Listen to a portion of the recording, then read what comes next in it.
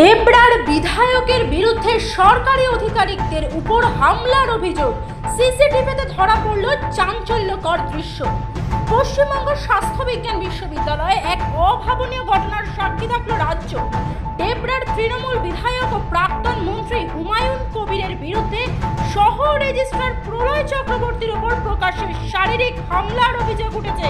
এই ঘটনার সিসিটিভি ফুটেজে সোশ্যাল মিডিয়ায় শেয়ার করেছেন বিরোধী দলনেতা শুভেন্দু অধিকারী। ফুটেজ অনুযায়ী প্রলয় চক্রবর্তীর নিজের অফিসে ঢুকে বিধায়ক তাকে মারধর করেন বলে অভিযোগ। লাথি ঘুষি মারার পাশাপাশি লাগাতার হুমকিও দেওয়া হয়েছে বলে দাবি।